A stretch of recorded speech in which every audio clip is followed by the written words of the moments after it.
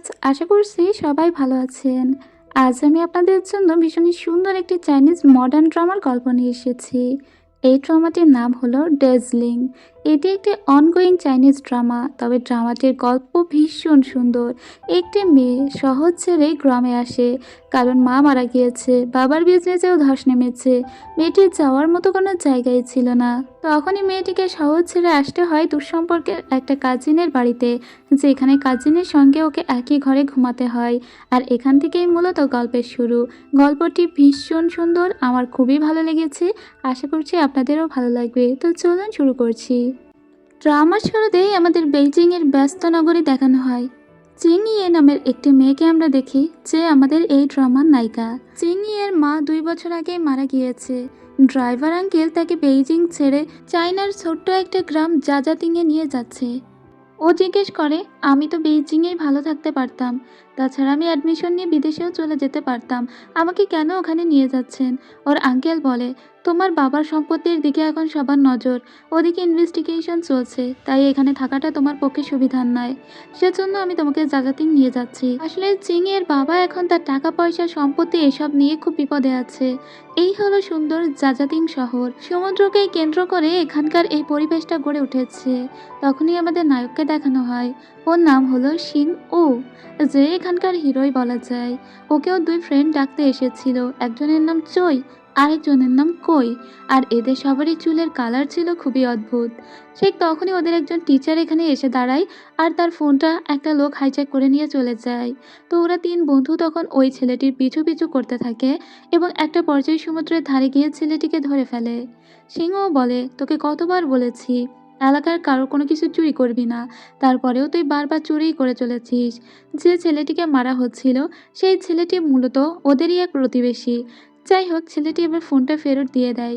তখনই সিং ও দেখতে পায় একটি শহরের গাড়ি এদিক দিয়েই যাচ্ছে। ওরা 3জন ওই গাড়িটির দিকে তাকিয়ে থাকে। গাড়িটির ভিতরে চিংইয়ে ছিল। চিংইয়ে দূর থেকে ওদের 3জনকে দেখে একটা ছেলেকে বুলি করতে। ও তো আর আসল ঘটনা জানে না, তবে ওর মনে হয়েছিল এই 3জন ছেলে হয়তো খুবই খারাপ ধরনের ছেলে, এবং তারা মানুষকে বুলি করে। ওই 3জন ছেলে ওদের দিকে এগিয়ে আসে। চই আর কই তখন সিংহকে বলছিল, এটাই কি তোর সেই কাজিন যা তোদের বাড়িতে আসার কথা ছিল? সিংহ তখন মেয়েটির সঙ্গে কথা বলার চেষ্টা করে। চিংইয়ে বলে, গেট লস্ট। কারণ চিংইয়ের ধারণা গ্রামের ছেলেরা খুব একটা ভালো হয় না, আর এদের চুলের কালার খুবই উইয়ার্ড দেখতে ছিল। তখন চিংইয়ের ড্রাইভার আঙ্কেল ওদেরকে বলে, তোমরা কি সুয়ান আইল্যান্ডটা চেনো? আসলে সুয়ান আইল্যান্ডেই মূলত সিং ওর বাড়ি। ও তখন সুন্দর করে ডিরেকশনটা বলে দেয়, যে ঠিক কোথা দিয়ে কোথায় যেতে হবে। এখনো অনেকটা পথই বাকি ছিল। লোকটি শুনে এদের হাতে কিছু টাকা দিলে, সেই টাকা চই আর কই দুজনের রিসিভ করে। সিংহ ওদের দুজনকেই বকা দেয় আর বলে টাকা ফেরত দিতে। চই আর কই তখন বলে, টাকা দিয়ে উনি দেখো গাড়িতে চলেই গিয়েছে, এখন কিভাবে টাকা ফেরত দিব? এরপরে চিংড়িয়ে বলে, সামান্য ডিরেকশন শোনার জন্য তুমি টাকা দিলে? ড্রাইভার আঙ্কেল বলে, কারণ গ্রামে টাকা দিয়েই প্রায় মানুষ কেনা যায়। চিংড়িয়ের কথাটা মনে গেঁথে যায়। সিংহ তখন চই আর কইকে বলে, এক্ষুনি আমার বাড়িতে যাও, গিয়ে আমার মাকে বলো যে আমার কাজিন চলে এসেছে। তখন এখানে মিস্টার জু নামের একটা লোক আসে, যার ফোনই কিছুক্ষণ আগে ওই ছেলেটি চুরি করে নিয়েছিল। এই লোকটি একজন টিচার, সাথে সাথে সে একটা ইজি বাইকও চালায়। তো সে এখন এই ফোনটা এদের কাছ থেকে নেয়। তো এরা দুজন এখান থেকে চলে যায়, আর ওই লোকটি সিংহর সঙ্গে কথা বলে। এটা হলো সিং ওর মা, যার নাম হলো লি। সিংহর মা কিন্তু অনেক স্টাইলিশ, তাছাড়া তার বয়সটাও কম ছিল। তবে সে গেম খেলতে খুবই পছন্দ করত। তার খুবই ভালো 2জন ক্লোজ ফ্রেন্ড ছিল, যাদের সঙ্গে সে সবসময় মাহজং খেলতো। আজকেও সে বসে বসে এটাই খেলছিল। তখনই তার কাছে একজন কিস্তিওয়ালা ফোন দিয়ে টাকা চাইলে সে বলে, টাকার গাছ তো কিছুক্ষণ পরেই চলে আসবে, তারপরেই আমি টাকা দিয়ে দেব। ওদিকে আমরা সিংহকে দেখতে পাই, সে তার টিচারের সঙ্গে কথা বলছিল। তার টিচার তাকে বলে, তুমি তো ভালো একটা স্টুডেন্ট, 2 বছর আগেই তুমি পড়ালেখা ছেড়ে দিয়েছো। আমার মনে হয় তোমার আবারও স্কুলে ফেরা উচিত। তুমি একবার একটা প্লেন বানিয়েছিলে, সেটা কত দূরে উঠেছিল। ও বলে, ওটা তো কাগজের প্লেন ছিল। ওর টিচার বলে, আমি অপেক্ষা করব, তুমি আবার স্কুলে ফিরে আসবে। এদিকে আমরা দেখতে পাই মিস লিকে এসে আগে থেকেই চই আর কই জানিয়ে দেয়, শহর থেকে তার বোনের মেয়ে চলে আসছে। ও দ্রুত করে সেজে গুজে বাহিরে দাঁড়িয়ে থাকে। এদিকে চিনিয়ে এসে দেখে সেই চুল লাল করা আর চুল সবুজ করা ছেলেটা এখানে দাঁড়িয়েছিল। চিংড়িকে রিসিভ করার জন্য এখানে তো একটা বাজিও পোড়ানো হচ্ছিল, যেটা চিংয়ের জন্য খুবই অকওয়ার্ড একটা বিষয় ছিল। ও তো কাশিই শুরু হয়ে গিয়েছিল। তখন ড্রাইভার আঙ্কেল বলে, "ওকে আমি ঠিকমতো আপনার কাছে পৌঁছে দিয়ে গেলাম। এখন থেকে ওর দায়িত্ব আপনার। আমি চলে যাচ্ছি।" চিংয়েকে ওই মহিলা জড়িয়ে ধরে বলে, "তোমার মা আমার বোনের মতোই ছিল।" চিংয়ের এসব বিরক্ত লাগে। এরপরে চিংয়ে তার ড্রাইভার আঙ্কেলের সঙ্গে কথা বলে। আঙ্কেল বলে, "আমি ফিরে যাচ্ছি। তোমার কোনো কিছু দরকার হলে তুমি অবশ্যই আমাকে ফোন দিও।" ঠিক তখন এখানে সিং-উ এসে পৌঁছে যায়। এবার ভিতরে এসে চিংয়ে, যদিও এখানকার পরিবেশ ওর একটুও ভালো লাগে না। প্রথমে ও ৩০,০০০ টাকা বের করে বলে, "এই টাকাটা আপনার কাছে রাখুন, কারণ আমি ১ মাসের মতো এখানে থাকবো। এতে ৩০,০০০ টাকা আছে।" মিস লি তখন বলে, "কিন্তু ৫০,০০০ টাকা দেওয়ার কথা ছিল।" চিংয়ে তখন বলে, "বাকি ২০,০০০ আমি যখন এখান থেকে চলে যাব তখন আপনাকে অবশ্যই দিয়ে দেব। কিন্তু যদি আমি সার্ভিসে সন্তুষ্ট হই তবে।" ঠিক তখন সিংহ এখানে এসে দাঁড়ায়। ও পুরো ঘটনাটাই দেখছিল। তখন মিস লি বলে, "ওই যে, ওই ছেলেটাকে দেখতে পাচ্ছ? ও আসলে আমার ছেলে। এখন থেকে ও তোমার দেখাশোনা করবে।" সিংহের একদমই ভালো লাগে না ব্যাপারটা। তাছাড়া সিংহ আর দেখাশোনা তো দূরে থাক, ওকে ওর রুমটাও দেখিয়ে দিচ্ছিল না। তখন মিস লি বলে, "চলো আমিই তোমাকে দেখিয়ে দিচ্ছি।" চিনি এই বাড়িটা ভালো করে দেখতে থাকে চারিদিকে। তারপরে উপরের তলায় আসে, যেখানে একটা ডেস্ক দেখতে পায়। মিস লি বলে, "এটা আমার ছেলের ডেস্ক। ও মূলত এখানে ওর কাজকর্ম করে।" আসলে সিংহ অনেক ধরনের কাজই করে, যা আপনারা পরে জানতে পারবেন। আর এটা হলো বেডরুম। এখানে ২টা বেড ছিল। এটা মূলত সিংহর রুম। তবে ও বেশি একটা তো বাড়িতে থাকে না। তাই এখন থেকে চিনিয়ে এই রুমেই থাকবে। আর যদি সিংহ মাঝে মাঝে থাকেও, তাও ওদের মাঝখানে একটা পর্দা দেওয়া আছে। ওরা চাইলে পর্দা দিয়ে দুজন পার্টিশন হয়ে যেতে পারবে। তাও যদি সমস্যা হয় তাহলে মিস লি এখানে একটা বর্ডার তুলে দিবে। এরপরে চিংড়িয়ে বলে, "কিন্তু এটা ছাড়া অন্য কোনো অপশন নেই?" তখন মিস লি তার নিজের রুমে নিয়ে আসে চিংড়িয়েকে আর বলে, "এটা আমার রুম, তুমি চাইলে এখানে থাকতে পারো।" চিংড়িয়ের এই রুমটা দেখে তো ডিসগাস্টিং লাগে। ও বলে, "না না, আগের রুমটাই ভালো ছিল, আমি ওখানেই থাকবো।"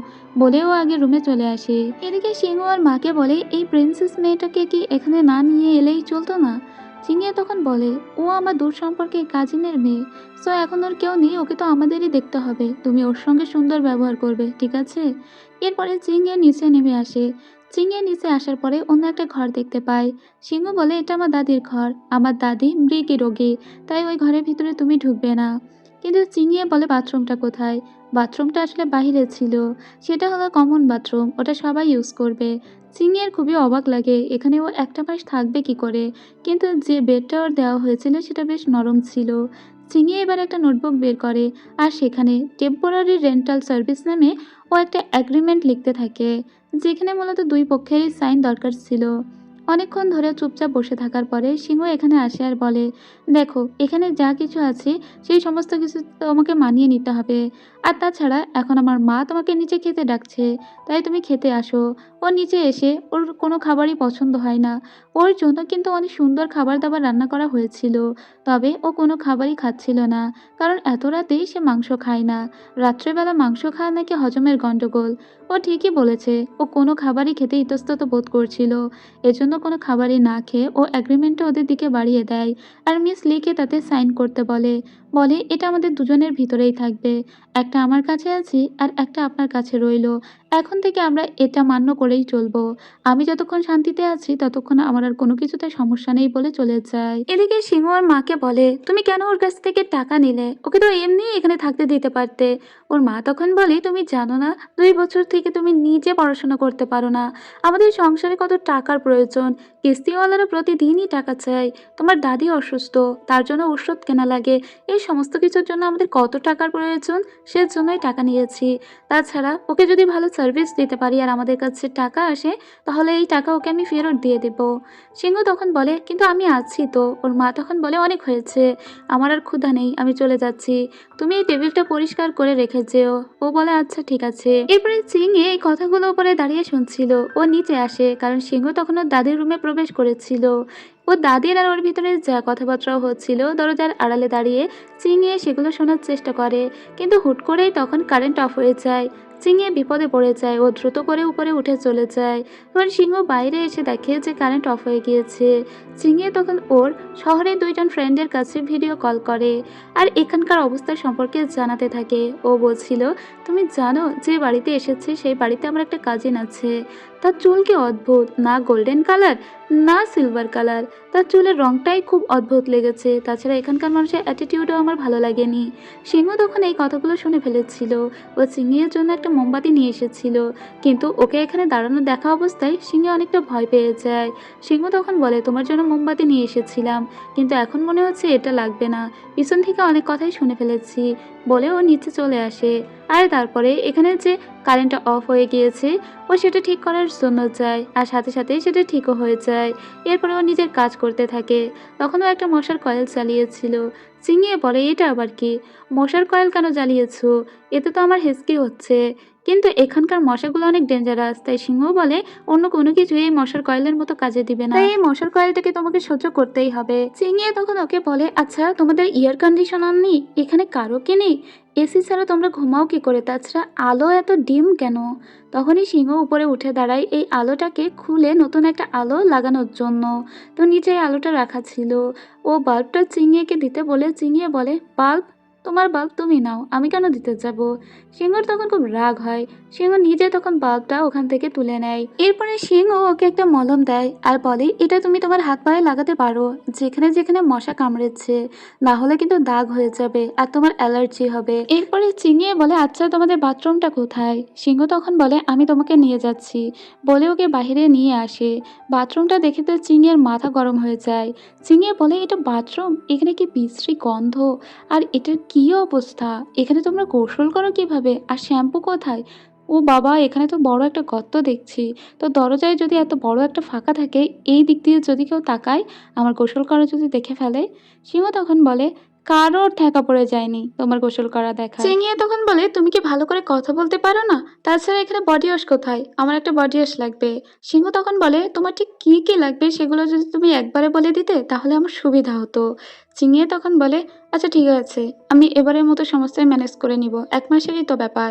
এরপরে ও দরজাটা লাগিয়ে দেয়। ওর একটা ওড়না দিয়ে ওই ফাঁকা জায়গাটা ও পূরণ করে দেয়, যাতে ওই দিকটা কেউ দেখতে না পায়। এরপরে আস্তে আস্তে ভিতরে প্রবেশ করে, আর তারপরে যে জায়গাগুলো ধরতে হয় সেগুলো আগে ধুয়ে নেয়। তাছাড়া এখানে একটা বড় ড্রামের ভিতরে শ্যাম্পু রাখা ছিল। যাই হোক, ও যখন গোসল করছিল তখন কেউ একটা আঙ্গুল দিয়ে ও যে ওড়নাটা রেখেছিল সেটাকে সরিয়ে দেয়, আর এক চোখ দিয়ে ওর গোসল করাটা দেখতে থাকে। এই ছেলেটা খুবই পারভার্ট ছিল। যাই হোক, ঠিক তখনই চিৎকার করে ওঠে সিংহ, সরি চিঙিয়ে। চিৎকার করে বাহিরে বের হয়ে আসে। সিংহ চিৎকার শুনে নিচে দৌড়ে আসে। চিঙিয়ে বলে, বাথরুমের ভিতরে অনেক বড় বড় পোকা, তুমি একটু হেল্প করো না। সিংহ তখন ভিতরে গিয়ে দেখে ওগুলো ককরোচ। ও বলে, এগুলো দেখে তুমি ভয় পাচ্ছ? চিঙিয়ে সত্যিই ভয় পাচ্ছিল। যাই হোক, ওকে কোনো রকমে বাঁচিয়ে ওখান থেকে চলে আসে সিংহ। চিঙিয়ে গোসল করে এসে বলে, তোমাদের এখানকার অবস্থা কি বিশ্রী। আচ্ছা, একটা ফ্যান নেই ভালো? একটা ফ্যান হলেও তো হতো। আর তুমি আগে যে মলমটা দিয়েছিলে সেটা একটু দাও তো। ও সেই মলমটা লাগিয়ে কোনো রকমে শুয়ে পড়ার চেষ্টা করে, কিন্তু তখন সেদিন সিংহ এখানে থাকবে সিদ্ধান্ত নিয়েছে। সিংহ যে জামাটা পরেছে সেটা সব জায়গায় ছেঁড়া ছিল। আপনারাই বলুন, এটা কি ছেঁড়া জামা নাকি এটা আসলে স্টাইল? চিঙিয়ে বলে, তুমি আজকে এখানে থাকবে? সিংহ বলে, না, আমি নিচে গিয়েই ঘুমাচ্ছি, বলে ও ওখান থেকে সোজা নিচে চলে আসে। চিঙিয়ে তখন ওর ফ্রেন্ডের সঙ্গে গল্প করছিল আর বলছিল, কোথায় এসেছি, ফেসে গিয়েছি, মনে হচ্ছে জাহান্নামে চলে এসেছি। এদিকে সিংহ ওর নিজের রুম ছেড়ে সোজা লিভিং রুমে চলে এসেছিল, যেখানে কোনো রকম একটা সোফায়ও শুয়েছিল। আর ও সিংহকে বেশ ভালোই লেগে গিয়েছে, যেটা ওর আচরণেই বোঝা যাচ্ছিল। তো পরের দিনের দৃশ্য দেখতে পায়। সিংহ আসলে ওদের গ্রামের অনেক কাজই করতো। তো সকালবেলা ভীষণ চেঁচামেচিতে চিংড়ির ঘুম ভেঙে যায়, তাই উপরে ব্যালকনি থেকে ও চিৎকার করে বলে, সাত সকালে কি হয়েছে, তোমরা এরকম কেন করছো? বলেও যখনই নিচে নামতে যায় তখনই দরম করে পড়ে যায়। ওর এই অবস্থা দেখে সিংহ দৌড়ে চলে আসে আর বলে, কি হয়েছে? ও বলে, দেখতে পাচ্ছ না কি হয়েছে? তখন সিংহর মাও এসেছিল। দেখা যায় যে ওর চোখের অবস্থাও খারাপ, মানে একদিকে শোয়ার কারণে এক চোখ তো অনেকটাই খারাপ অবস্থা, আর এক চোখে মশা কামড়ে চোখ লাল হয়ে গিয়েছে, এখনো হাঁটতেও পারছে না। সিংহ তখন ওকে পাজকলা করে তুলে নেয় এত জোরে তুলেছিল যে ওর পায়ের জুতা দুটোও খুলে যায়। সবার সামনে ওভাবেই ও সোজা ক্লিনিকে নিয়ে যায় চিংড়িকে। চিংড়ি বলে, "এটা কোনো ক্লিনিক হলো? এখানে কে ওষুধ দেবে আমাকে? এখানে ভালো ডক্টর আছে?"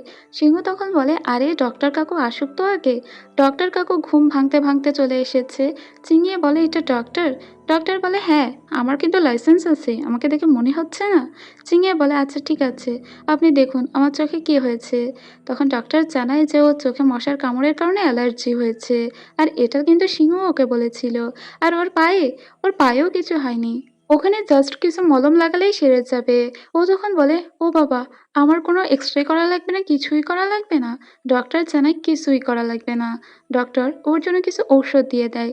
আর সিংহকে জানিয়ে দেয় যেন ওর একটু টেক কেয়ার করা হয়। কয়েকটা দিন যাতে ও একটু কম হাঁটাহাঁটি করে। আর এরপরে সিংহ ওর পায়ে সুন্দর করে মলমটা বেঁধে দিয়ে সেটাকে সুন্দর করে ব্যান্ডেজ করে দেয়। এখন চিংড়িয়ে বলে, "কত টাকা দিতে হবে?" সিংহ বলে, "কোনো টাকাই দেওয়া লাগবে না।" চিংড়িয়ে বলে, "টাকা দেওয়া লাগবে না? আচ্ছা ডক্টর বলেছে আমাকে কম হাঁটতে, তো তুমি আমাকে আবার নিয়ে চলো।" তখন সিংহ আবার ওকে কাঁধে করে নিয়ে যেতে থাকে। গ্রামের সবাই ওদের দিকে তাকিয়েছিল। সিংহে তো খুব লজ্জা পেয়ে যায়। বাড়িতে আসার পরে সিংহর মা বলে যে, "কি বলেছে ডক্টর?" চিংড়ি বলে, "তেমন কিছুই হয়নি।" তখন সিংহর মা বলে, "তোমার জন্য কিছু খাবার নিয়ে এসেছি, সেগুলো খেয়ে নাও।" কিন্তু এখনো পর্যন্ত চিংড়ি এখানের খাবার দাবার খাওয়ার ব্যাপারে আগ্রহী ছিল না। সবাই যখন চলে যায় তখন ক্ষুধায় ও চুরি করে কিছু খাবার খেয়ে তো ফিদা হয়ে যায়, কারণ খাবারের স্বাদ খুবই সুন্দর ছিল। সেদিন আমরা ইউ নামের একটি ছেলেকে দেখতে পাই, যার দোকানেই মূলত কাজ করতো সিংহ। আর এই দোকানটার নাম হলো শান ই। যাই হোক, ইউ ওকে অনেকগুলো কাজ দিয়ে বলে এই কাজগুলো খুব দ্রুতই শেষ করতে হবে। ও রাত জেগে মূলত এখানেই কাজ করত। অন্যদিকে চিংড়িকে দেখতে পায়, ও সেদিন দাদিমার ঘরের দিকে এসেছিল। দাদিমা আসলে একটা গ্লাসকে তোলার চেষ্টা করছিল, কারণ সেটা নিচে পড়ে গিয়েছিল। যেহেতু দাদিমা প্যারালাইজ, তার উপরে তার মৃগে রোগ আছে, তাই তার নড়াচড়াতে একটু কষ্ট হতো। চিংড়ি দাদিমাকে হেল্প করে ও বাহিরে আসে। বেশ সেজে গুজে এসেছিল। প্রথমে ও দেখে যে সিংহর মা এখানে মাছরং খেয়েছে। ও এখানে এসে একটা মহিলাকে ডাকে, যার দোকানের খাবার সেদিন সিংহ ওর মা ওর জন্য কিনে নিয়ে গিয়েছিল। ও তখন মহিলার কাছে অনেকগুলো খাবার অর্ডার করে, যদিও মহিলা এতগুলো খাবারের অর্ডার নিতেই চাইছিল না, কিন্তু এক্সট্রা 1,000 টাকা বেশি দিলে তখন ওই মহিলা অনেকগুলো খাবারের অর্ডার নিয়ে নেয়। এরপরে আমরা আবার সিংহকে দেখতে পাই, ও দাদিকে খাওয়ানোর জন্য দুপুরবেলা কাজ থেকে বাড়িতে এসেছিল। আর প্রতিদিন দুপুরবেলা ও দাদিকে খাওয়ানোর জন্য এভাবেই বাড়িতে আসে। এরপর আমরা সিংহকে দেখতে পাই, ও বাথরুমের জন্য একটা লক কিনে নিয়ে এসেছিল। যেহেতু এই জায়গাটা ফাঁকা ছিল আর এটা দিয়ে কেউ যদি তাকায় দেখা যাবে, সেজন্য লকটা কিনে আনা। সেদিন আমরা চিংড়িকে দেখতে পাই। চিংড়ি মনে মনে ভাবছিল, আঙ্কেল ঠিকই বলেছিল, টাকার বিনিময়ে এলাকার সবাইকেই কেনা যায়। ও কিছু ফল খোঁজার জন্য এসেছিল, অ্যাভোকাডো এবং চেরি, কিন্তু এখানে অ্যাভোকাডো এবং চেরি পাওয়া যাচ্ছিল না। তখনই ও চোয়ের সঙ্গে দেখা হয়। চই ওর জন্য একটা পার্সেল নিয়ে এসেছিল। মূলত এটা শহর থেকে ওর জন্য এসেছে। ও চইকে বলে অ্যাভোকাডো আর চেরি কোথায় পাওয়া যাবে। জয়কে বলে, "তুমি একদম চিন্তা করো না, আমি সেগুলো নিয়ে এসে দিব।" এরপরে ও বাড়িতে আসে। আসার পরে দেখে ওটার ভিতরে একটা ল্যাপটপ ছিল। তো ওর যে বন্ধু এটা পাঠিয়েছে, ও তাকে ধন্যবাদ জানায়। তখন আমরা সিংহকে দেখতে পাই। সিংহ এসে চিংড়িকে বলে, "তুমি সবার সামনে টাকা জাহির করাটা একটু কম করবে, তাহলে কিন্তু সবাই তোমাকেই টার্গেট করবে।" এতে চিংড়ি বলে, "টাকা আছে বলে দেখাচ্ছি।" এরপরে চিংড়ি একটা ভিডিও করার চেষ্টা করে। মূলত এটা ওর অ্যাডমিশনের জন্য লাগবে, কিন্তু যতবারই ও ভিডিও করতে যাচ্ছিল নিচে থেকে অনেক সাউন্ড আসছিল। আর এখন তো সিংহ ওর মায়ের সঙ্গে ঝগড়া করছিল, সেই সাউন্ডটাই যাচ্ছিল। তখন চিংড়ি এখানে নিচে আসে আর বলে, "কি হয়েছে?" সিংহর মা তখন বলে, "কমন বাথরুমে ও একটা তালা কিনেছে, তো এটার জন্য তো সবাইকেই টাকা দিতে হবে।" চিংড়ি তখন বলে, "এটা নিয়ে এত কথা বলার কি আছে, টাকা আমি দিচ্ছি।" সিংহর মা তখন বলে, "আমি তো তোমাকে টাকা দিতে বলিনি, তাছাড়া তুমি কেন টাকা দিবে? তুমি তো মাত্র কয়েকদিনের জন্য আছো।" চিংড়ি তখন বলে, "মনে করে নাও যে এই টাকার জন্য আমি আমার শান্তি কিনলাম", বলে উপরে উঠে আসে। তখন সিংহর খুব রাগ হয়ে যায় আর বলে, "এটা একদম সম্পূর্ণভাবে আমি ওই তালাটা কিনে এনেছি, তোমার সেফটির কথা চিন্তা করে, ইভেন সবার সেফটির কথা চিন্তা করে। তাহলে কেন তুমি এভাবে সবসময় টাকা জাহির করো, টাকা দিয়ে সমস্ত কিছু কিনতে চাও?" চিংড়ি তখন বলে, "অনেক হয়েছে, আমি আর এখানে থাকবো না।" সিংহ তখন বলে, "হ্যাঁ ঠিক আছে, যেহেতু তোমার মতো প্রিন্সেস এখানে থাকতে পারবে না, তাই তোমার চলে যাওয়াই বেটার হবে।" ওদের ভিতরে যে এগ্রিমেন্টটা হয়েছিল, ওই কাগজটা পর্যন্ত সিংহ দলা করে ফেলেছিল। চিংড়ি তো অনেক বেশি রেগে যায়। এরপরে চিংড়ি ওর ব্যাগটা নিয়ে বাইরে বের হয়ে আসে, কিন্তু তখন অনেক ঝড়ো বাতাস বইছিল। ওই ইজি বাইকে লাগেজটা তুলে নেয় আর ইজি বাইকওয়ালাকে বলে সব থেকে ভালো হোটেলে যেন ওকে নিয়ে যাওয়া হয়। সিংহর কিন্তু ওর জন্য চিন্তা হচ্ছিল, কিন্তু সিংহরও ইগো ছিল আর চিংড়িয়েরও ইগো ছিল। যাই হোক, এদিকে সিং ওকে নিয়ে চিন্তা করছে আর এদিকে সিংকে দেখতে পাই সে সোজা একটা হোটেলে চলে এসেছে। তো এখানে একটাই ছেলে ছিল। ও জিজ্ঞেস করে সব থেকে এক্সপেন্সিভ রুম কোনটা। তখন ও দেখতে পায় যে 500 টাকায় একটা রুম আছে, সেই রুমটাই নাকি সব থেকে এক্সপেন্সিভ। ও বলে এত অল্প টাকায় এক্সপেন্সিভ রুম, ওখানে এয়ার কন্ডিশনার তারপরে ওয়াইফাই আছে তো। ওই ছেলেটি তখন বলে হ্যাঁ সবই আছে। ও ভিতরে এসে দেখে যে না, এটা আসলে অতটাও সুন্দর কোনো রুম নয়, তাছাড়া বাথরুমের অবস্থাটাও খারাপ। কিন্তু এখান থেকে খুব দারুণ করে সমুদ্রের ভিউ পাওয়া যায়। কিন্তু এই সমুদ্রের ভিউ তো সিংহর ঘরে থেকেও দেখতে পেত। যাই হোক, এখানে আসার পরে ওর ফ্রেন্ডদেরকে জানিয়ে দেয় যে ও ফাইনালি ওই গ্রাম থেকে অন্য একটা হোটেলে এসেছে। সেদিনও কিন্তু সিংহর অনেক মন খারাপ হচ্ছিল। সিংহ দাঁড়িয়ে দাঁড়িয়ে সেই ভাঁজ করা কাগজটাকে পড়তে থাকে, মানে এগ্রিমেন্টে যা কিছু লেখা ছিল। তখনই একটা ছেলেকে দেখতে পায়, এটা মূলত কই কই কিছু খাবার নিয়ে এসেছিল, যেগুলো তার মায়ের কাছে মূলত চিংয়ে দুপুরবেলা অর্ডার করে এসেছিল। এখানে 2 জনের জন্য খাবার অর্ডার করা ছিল। আসলে চিংয়ে একটা খাবার তার দাদির জন্য অর্ডার করেছিল, তাই সিংহ তখন মনে পড়ে তার দাদি বলেছিল এখন থেকে তোমাকেই আমাকে নিয়ে চিন্তা করতে হবে না, চিংয়েও তো এখানে আছে, সেও আমার দেখাশোনা করবে। যাই হোক, রাত্রেবেলা অনেক বেশি খারাপ লাগে সিংহর, কারণ অনেক বৃষ্টি হচ্ছে। ও তখন ওই ইজিবাই কলাকে ফোন দিয়ে জানতে চায় যে কোথায় নিয়ে গিয়েছিল চিংড়িকে। তখন ইজিবাই কলা জানে যে ওকে একটা হোটেলের সামনে নামিয়ে দিয়ে এসেছে। যাই হোক, এই হোটেলের অবস্থা এখন খুবই খারাপ ছিল, কারণ এখানে যেহেতু ঝড় বৃষ্টি হচ্ছে তাই কিছুক্ষণের ভিতরে ল্যান্ডলাইনটা কেটে যায়। এখানকার ওয়াইফাইও কাজ করছিল না, তারপরে এয়ার কন্ডিশনারও নষ্ট হয়ে যায়। এদিকে চিংড়ি কিন্তু খুব দারুণভাবেই ঘুমিয়েছিল, কিন্তু সকালবেলা ভীষণ একটা আওয়াজে ওর ঘুম ভেঙে যায়। এখানেও এত আওয়াজ ও ভাবতেই পারে না এত আওয়াজ কোথা থেকে আসছে। ওদিকে সিং ওকে দেখতে পায়, সিংও এসেছিল এখানকার এয়ার কন্ডিশনার আর ওয়াইফাইটা ঠিক করে দেওয়ার জন্য, কারণ চিংয়ের যে এখানে আছে এটাও আগে থেকেই জানে। তখন ওখানকার ছেলেটা ওকে একটা কার্ড দেয় আর বলে তুমি কিন্তু এখানে কাজ করতে পারো, ওরা অনেক টাকা দিয়ে কাজ করায়। এরপরে আমরা আবার চিংড়িকে দেখতে পাই, ও পাশের রুমে একটা লোকের কাছে আসে আর বলে আপনি কি একটু আস্তে আপনার এই ব্লগিংটা করতে পারেন। ওই লোকটি তখন ওকেই উল্টো কথা শোনায়। ঠিক তখন এখানে সিংহ আসে আর বলে আপনি আপনার মতো ব্লগিং করুন, সমস্যা নেই। আসলে ও সকাল সকাল ঘুম ভেঙে গিয়েছে তো শব্দে, এর জন্য মূলত ও এমন করে বলছিল। চিংড়ি তখন বলে তুমি এখানে কেন এসেছো। সিংহ বলে আমি এই পথ দিয়েই যাচ্ছিলাম, আসলে এখানকার এয়ার কন্ডিশনার ও ঠিক করতে এসেছে। যেহেতু চিংয়ের আজকে দিনের মেয়াদ শেষ হয়ে গিয়েছে, ও আগামীকাল থাকবে কিনা তার জন্য টাকা পে করতে গেলে দেখে ওর কার্ড কাজ করছে না। ওর ড্রাইভার আঙ্কেলকে কল দিয়ে জানতে পারে ওর কার্ডটাকে সিজ করে দেওয়া হয়েছে। মূলত ওর বাবার যে ইনভেস্টিগেশন চলছে সেটার কারণেই এমনটা হয়েছে। সো এখন ওর কাছে কোনো টাকা পয়সা নেই। তো সিংহ তখন ওকে কিছু টাকা দেয় আর বলে এখন দেখো তোমার কাছে কোনো টাকাই নেই, তুমি এখানে থাকবে কি থাকবে না। চিংড়ি তখন ওর লাগেজটা নিয়ে বাইরে বের হয়ে আসে। যেহেতু ওর কাছে টাকা নেই তাই এখানেও থাকবে না। সিংহ তখন বলে দেখো তুমি রাগারাগি করে চলে এসেছো, এখনও কিন্তু তুমি চাইলে ফিরে যেতে পারো। কিন্তু চিংড়ি তখন কি আর বলবে, ও একটা বাসে উঠে পড়ে আর সিংহ ওকে ফলো করতে করতে যেতে থাকে। কিছুক্ষণ পরে আমরা দেখতে পাই ও আঙ্কেলের কাছে আবারও ফোন দিয়ে বলে আমার কার্ডটা কি ঠিক হবে না। আঙ্কেল জানায় তার যদি টাকা লাগে তাহলে আঙ্কেলকেই যেন জানাই।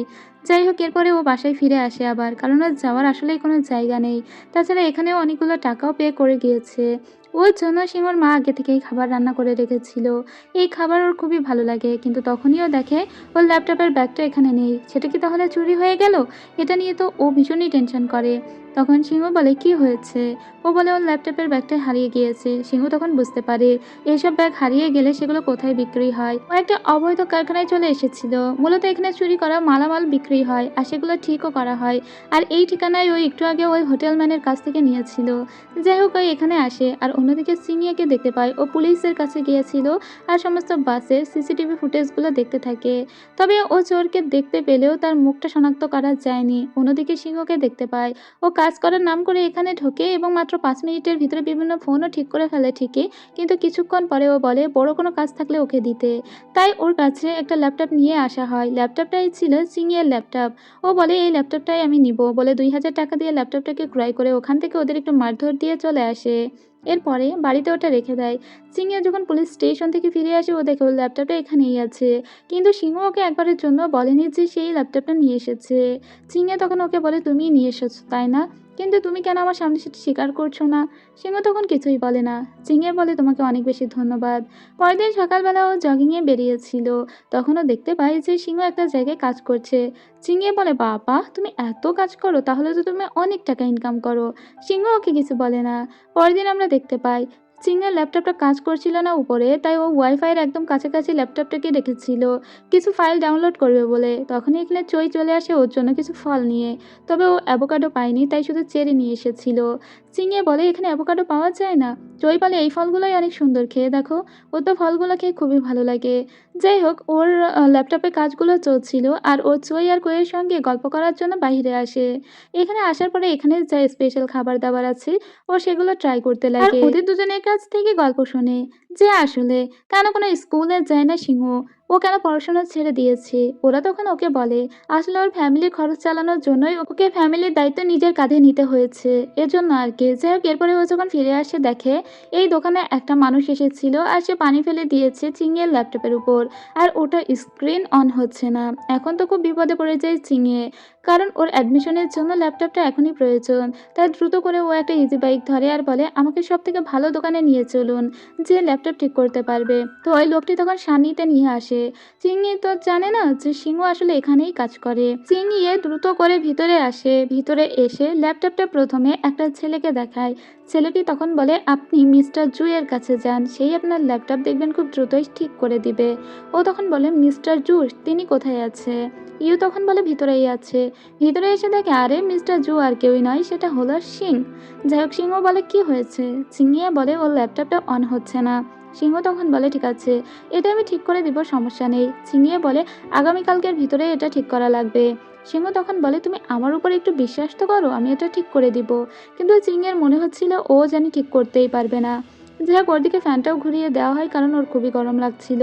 কিছুক্ষণ পরে সিংহ বলে, এর কিছু পার্সপাতি আমার বাসা থেকে নিয়ে আসতে হবে, তো তুমি কি বাড়িতে যাবে? ও তখন বলে, এভাবে আমি তোমার বাইকে কিভাবে উঠবো? কারণ ওর একদমই একটা স্কার্ট পরা ছিল যেটা অনেক ছোট ছিল। তাই সিংহ আর নিচের শার্টটা ওকে বেঁধে দেয় যাতে অন্ততপক্ষে ওর জামাটা উড়ে না যায়। এরপরে সিংহ বলে, তুমি ভালো করে কিন্তু আমাকে চেপে ধরো, না হলে পড়ে যাওয়ার চান্স থাকবে। কারণ এটা অনেকটা পাহাড়ি আঁকা বাঁকা রাস্তা ছিল। ওরা সুন্দর একটা ক্ষেতের ভিতর দিয়ে যাচ্ছিল, যে ক্ষেতের ফসলের কালারগুলো পুরোই ল্যাভেন্ডার। যাই হোক, এটার নাম আমি জানি না। এটাই দেখে সিংহ বলে, আমাকে এখানে একটা নামিয়ে দাও, দেখো কি সুন্দর, আমি তো পুরো ফিদা হয়ে যাচ্ছি। সিংহ তখন বলে, এতে ফিদা হওয়ার কি আছে, এগুলো এক ধরনের ডিটক্স। কিন্তু চিংয়ের এই বিষয়টা খুবই ভালো লাগে।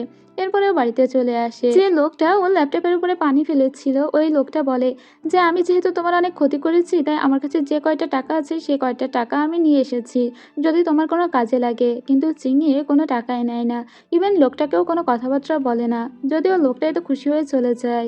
এরপরে চিংয়ে কিছু টাকা সিংহকে দিতে চাইলে সিংহ কোনো টাকা নেয় না, বরং ওর ল্যাপটপটা একদম ঠিক করে দিয়েছে ফ্রিতে। তারপরে কিছু ছবিও দেখে, যেগুলো চিংয়ের ছবি। যাই হোক, এরপরেও ও ল্যাপটপটা নিয়ে যখন বাড়িতে আসবে এদিকে আমরা দেখি যে চিংয়ে হুট করে দেখে দাদিমা অনেক বেশি অসুস্থ হয়ে পড়েছে। তার মৃগী রোগ হুটহাট আসতো, যেহেতু এতে মানুষের সেন্স থাকতো না তাই চিংয়ের হাতে দাদিমা অনেক জোরে কামড় দেয়।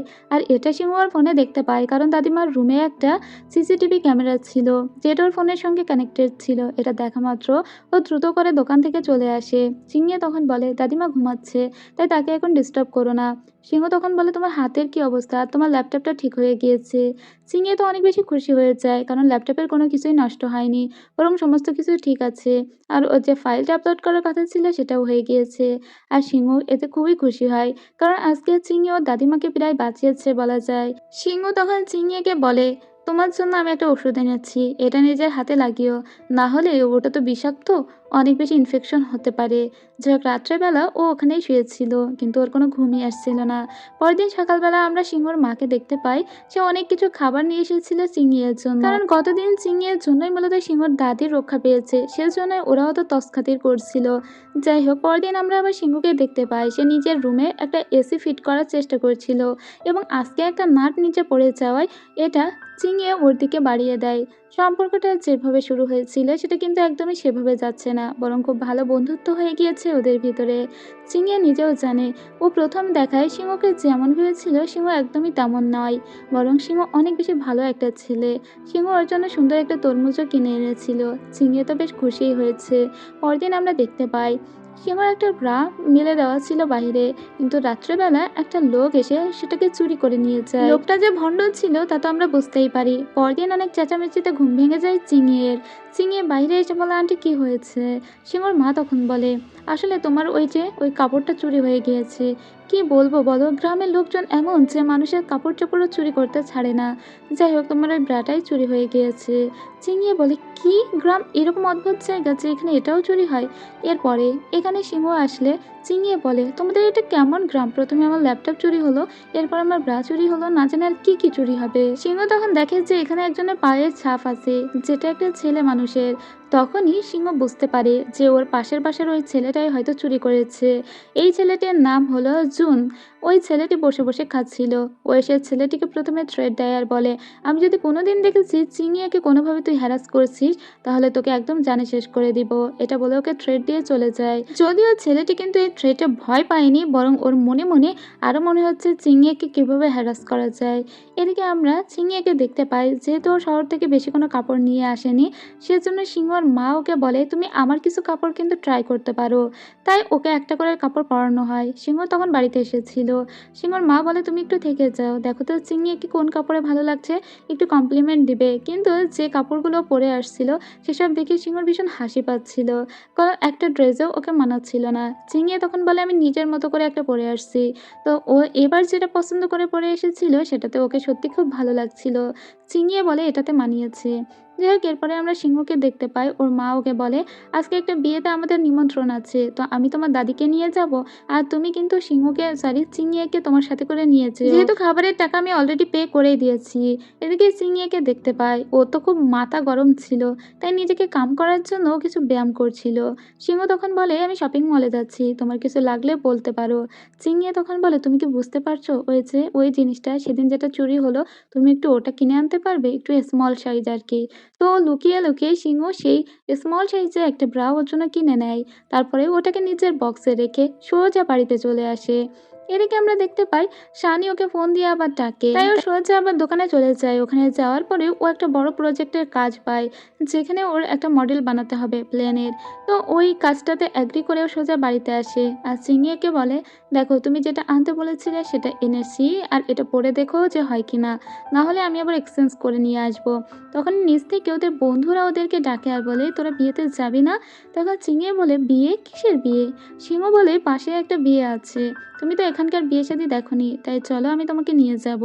এরপরে ওরা সোজা সেই বিয়েতে চলে আসে। বিয়েতে তো একদম মহা সমারোহ। এখানে খুব দারুণ দারুণ রান্না হচ্ছিল, তবে জুন নামে সেই ছেলেটি এখানে গিয়েছিল, যে ছেলেটির নজর শুরু থেকেই চিংড়ির দিকেই ছিল। যাই হোক, চিংড়ি কিন্তু মজা করে এখানে খাচ্ছিল। এখানে খাবার নিয়ে কাড়াকাড়ির একটা প্রতিযোগিতা আছে, যেটা চিংড়ি খুব দারুণভাবে এনজয় করে। তবে ওখানে অনেক বেশি ওয়াইন পান করার জন্য অনেকটা মাতাল হয়ে গিয়েছিল, আর সিংহর সঙ্গে মাতলামি করতে লাগে। যদিও এখান থেকে কিন্তু হাঁটতে হাঁটতেই বাড়ি আসা যায়। ও সিংহকে বলছিল ওর অনেক ঠান্ডা লাগছে, তাই সিংহ ওর নিচের গায়ের কোটটা চিংড়িকে পরিয়ে দেয়। এরপরে চিংড়ি বলে, আমি হাঁটতে পারছি না, আমাকে কাঁধে নাও। তখন সিংহ বলে, মাত্র কয়েক পা হাঁটলেই তো বাড়ি চলে যাব। তারপরে চিংড়ি বলে, আমাকে কাঁধে নাও। ও কাঁধে তুলে নেয়। চিংড়ি তখন বলে, দেখো আমি যদি অনেক দূরে চলেও যাই, তাও আমি তোমাকে মনে রাখবো, আমি তোমাকে মিস করবো। তখন সিংহর ওর দাদির কথা মনে পড়ে। ও যখন ওর দাদির অনেক দেখাশোনা করতো, শুধুমাত্র দাদিকে দেখার জন্যই বাড়িতে আসতো সেই কথা। চিংড়ি যে অনেক বেশি কাইন্ড সেটা কিন্তু সিংহ খুব ভালোভাবে বুঝতে পেরেছে। এদিকে চিংড়ি তো ঘুমিয়েই পড়েছিল, তাই সিংহ ওকে বেডে শুইয়ে দেয়। তারপরে সুন্দর করে ওর গায়ে একটা কম্বলও দিয়ে দেয় আর বলে, তাহলে তুমি এখানেই ঘুমাও। এরপরে যেহেতু বাড়িতে কেউ ছিল না, ও বাড়িটা লক করে তারপরে আবার গাড়ি নিয়ে বেরিয়ে পড়ে নিজের কাজের উদ্দেশ্যে, কারণ ও তো আর এভাবে বসে থাকলে শুয়ে থাকলে চলবে না, তাকে কাজ করে খেতে হবে। ও সোজা চলে এসেছিল আবারও ওর শপে, যে ডিলটাও নিয়েছে সেটা নিয়েই কাজ করছিল। কিন্তু তখন আর চিংড়ির কথা বারবার মনে পড়ছিল। এদিকে আমরা চিংড়িকে দেখতে পাই, ওর হুট করে রাত্রেবেলা ঘুম ভেঙে যায়। ও তখন অনেকবার সিংহকে ডাকে, কিন্তু সিংহ এখানে ছিল না, তাছাড়া বাড়িতে এখন কেউই ছিল না। চিংড়ি তখন দেখতে পাই এখানে একটা স্টিকি নোট মারা আছে, যেখানে সিংহ লিখে রেখে গিয়েছে, তুমি অনেক বেশি ড্রাঙ্ক হয়ে পড়েছো, তাই ওখানে হানি ওয়াটার আছে, সেটাকে খেয়ে নিও। ও তখন পানিটাকে খেয়ে নেয়, তারপরে গোসল করার জন্য বাহিরে আসে। এরপরে ও গোসল করার জন্য যখন বাথরুমের ভিতরে ঢোকে, তখন আজকে ওর খুব খুশি লাগে, কারণ এই লকটা ফিক্স করে দিয়েছে সিংহ। যাই হোক, ও তো গোসল করছিল, কিন্তু তখনই আমরা জুনকে দেখতে পাই। জুন তখন ওই দরজার কাছে আসে। মূলত জুন আজকে সুযোগ খুঁজছিল, যেভাবেই হোক চিংড়িকে হ্যারাস করতেই হবে। তাই ও ওই লকটা ভাঙার চেষ্টা করতে লাগে এবং নিজে এমনভাবে এসেছিল যাতে ওর মুখটা কেউ না দেখতে পায়।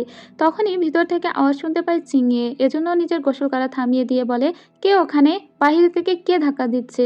ভিতরে মানুষ আছে, তুমি কি বুঝতে পারছো না? এরপরে চিংড়ি সেফটির জন্য নিজের জামা কাপড়টা পরে নেয়, কিন্তু জুন তাও বাইরে থেকে বারবার ধাক্কাতেই লাগে। এদিকে চিংড়ি বারবার ফোন দিচ্ছে সিংহকে, কিন্তু সিংহ কাজ করছিল ফোনটা সাইলেন্ট রেখে। তারপরে ওর শানিকে কল দেওয়ার মাধ্যমে আবার পেয়ে যায় সিংহকে। তখন ও সিংহকে বলে যে কেউ একটা আমার দরজার বাহিরে ধাক্কাচ্ছে, আমি জানি না কে। এই কথা শুনে সিংহ বলে, তুমি এখন কোথায় আছো? দ্রুত নিজের কাপড় পরে নাও, আর তারপরে ওখানে হাতের কাছে যা কিছু পাও সেটা নিয়ে নিজেকে প্রোটেক্ট করার চেষ্টা করো। আমি এক্ষুনি আসছি, আমি খুব দ্রুতই চলে আসবো, ভয় পেও না। এরপরে চিংড়ি একটা বোর্ড হাতে নিয়ে ওখানে বসে থাকে, কিন্তু প্রচন্ড ভয় পেয়ে যায়। ততক্ষণে জুন ছেলেটা উপর থেকে কাঁচ ভেঙে ভিতরে চলে এসেছিল আর ও চিংড়িকে বলে, আজকে তোকে কে বাঁচাবে? ঠিক তখনই পেছন থেকে সিংহ আসে আর বলে, কেন আমি বাঁচাবো? এটা বলে ওকে তো ধাক্কা দিয়ে বাহিরে ফেলে দেয়। তারপরে তো ওকে উদম কেলানি দিতে লাগে, ইভেন ও নিজের গায়ের কোটটা পর্যন্ত খুলে ফেলেছিল। তখন এই চিংড়ি এসে ওকে আটকে দেয় আর বলে, না, এভাবে মারলে ও তো মরে যাবে। কিছুক্ষণ পরেই পুলিশও চলে আসে এখানে, কারণ সিংহ আসার আগে পুলিশে কল দিয়েছিল। পুলিশ যখন এসেছিল তখন ওর বাড়ির সমস্ত লোকজনও এখানে চলে এসেছে জুনের বাবা মা। তারা বলে, এইভাবে কেন মারা হয়েছে জুনকে? জুন কি এমন করেছে? সবার মনেও একটাই কোশ্চেন যে জুন কি এমন করেছে। তখন চিংড়ির হয়ে কথা বলে মূলত সিংহ বলে, কি করেছে ওর কাছেই জিজ্ঞেস করে দেখো।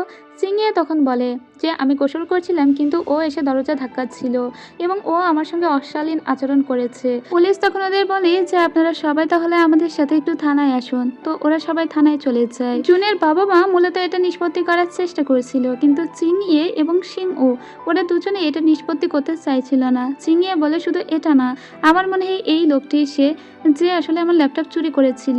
এরপরে পুলিশ ওই সিসিটিভি ফুটেজটা আবারও দেখেই বোঝা যায় যে হ্যাঁ, এটা তো জুনি চুরি করেছে। পুলিশ তখন ওকে অ্যারেস্ট করে, ওকে তো কারাগারে নেওয়া হয়, কিন্তু পুলিশ তখন সিংহকেও বারণ করে যে এভাবে আর কখনো নিজের হাতে আইন তুলে না নিতে।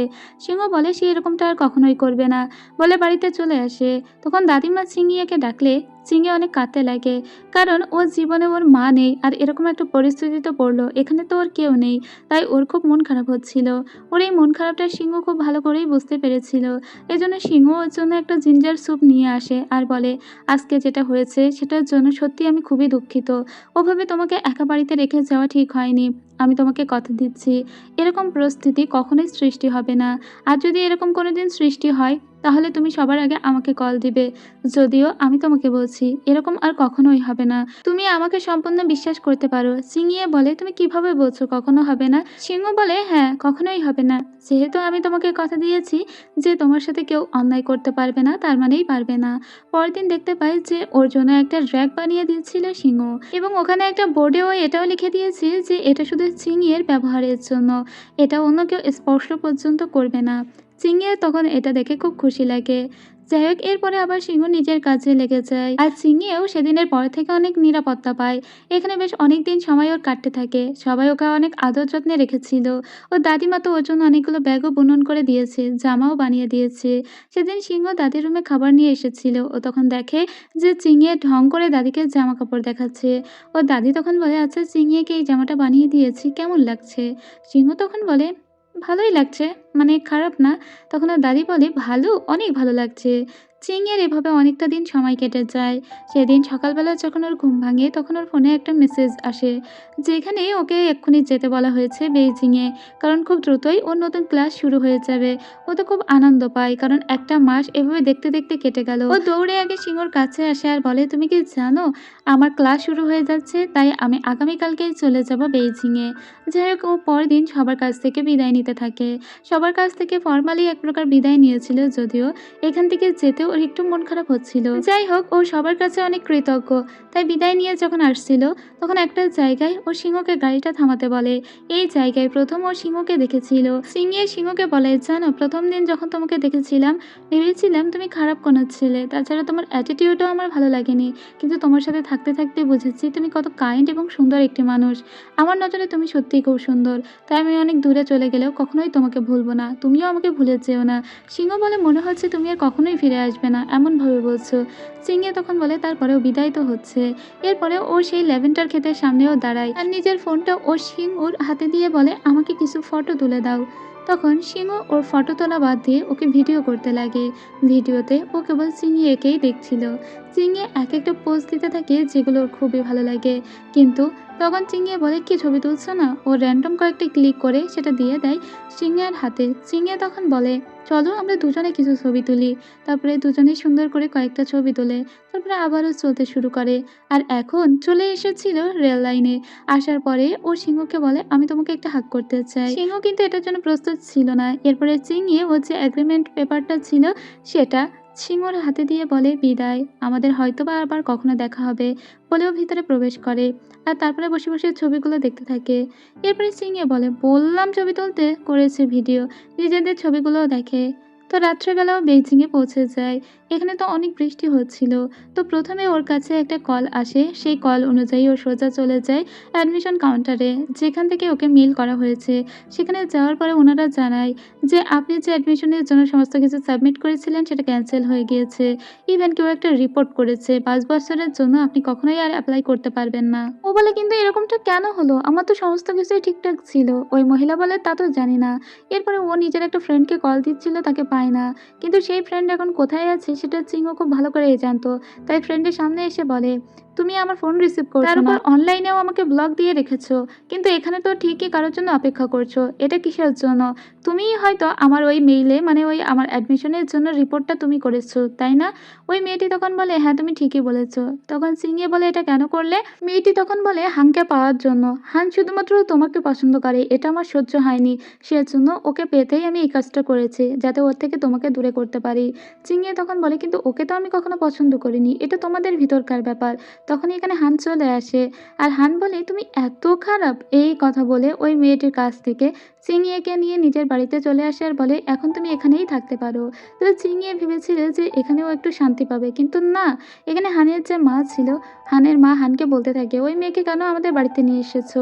ওর বাবা এখন বিজনেস নিয়ে হিমশিম খাচ্ছে, ওরকম একটা মেয়েকে বাড়িতে নিয়ে আসা ঠিক হয়নি। চিংড়ি এই কথাগুলো আড়াল থেকে শুনে তখন আর কি করবে, ওখান থেকে সোজা চলে আসে। যদিও হান ওর মাকে বলছিল চিংড়ির পাশে এখন আমরা ছাড়া কে দাঁড়াবে বলো, কিন্তু ভিতরে এসে দেখে যে না, চিংড়ি এখানে নেই, বরং ও চলে এসেছে। এরপরে ও নিজের আঙ্কেলকে কল দিলেও আঙ্কেল বলে যে তুমি এখন কোথায় আছো। চিংড়ি তখন মনে মনে ভাবে, না, আঙ্কেলকে ডিস্টার্ব করা ঠিক হবে না, তাই ও নিজেদের বাড়িতে আসে। কিন্তু ওদের বাড়িটাও এখন ইনভেস্টিগেশন চলছিল, সেজন্য ও কোনোভাবেই লকটা খুলতে পারে না, ওর হাতের ছাপ দিয়ে ওই লক আর খোলে না। তাই ওর তো খুবই হতাশ লাগে, ও চুপচাপ বসে থাকে, মনে হয় এই পৃথিবীতেও ভীষণ একা। তখন অনেক বৃষ্টি হচ্ছিল। তখনই কেউ একটা ওর মাথায় ছাতা ধরে ওর সামনে এসে দাঁড়িয়ে পড়ে। এটা কেউই নয়, এটা ছিল সিংহ। চিংড়ি ভীষণ অবাক হয়ে বলে, তুমি এখানে? সিংহ বলে, হ্যাঁ আমি। চিংড়ি ওর দিকে তাকিয়ে থাকে। আর এর সাথে সাথেই প্রথম পার্টের গল্প শেষ হয়ে যায়। তো এখন মনে হচ্ছে না যে এত দূর যাজাতিং শহর থেকে কিভাবে এলো সিংহ? হ্যাঁ, সেটা দেখতে হলে পরে পর্ব দেখতে হবে। তো আজ এখানেই শেষ করছি, দেখা হবে পরের পার্টে। ততক্ষণ সবাই ভালো থাকবেন। আর এই ড্রেসলিং ড্রামাটা আপনাদের কেমন লেগেছে তা কিন্তু অবশ্যই জানাবেন। এটা একটা অনগোয়িং ড্রামা এবং এটা সবে মাত্র 8-9টা এপিসোড রিলিজ হয়েছে। আর আমি এখানে 6-7টা এপিসোড এক্সপ্লেন করার চেষ্টা করেছি। তো আপনাদের যদি একটু ভালো লাগে লাইক কমেন্ট করবেন। তো আজ এখানে শেষ করছি, সবাই ভালো থাকবেন, সুস্থ থাকবেন, খোদা হাফিজ।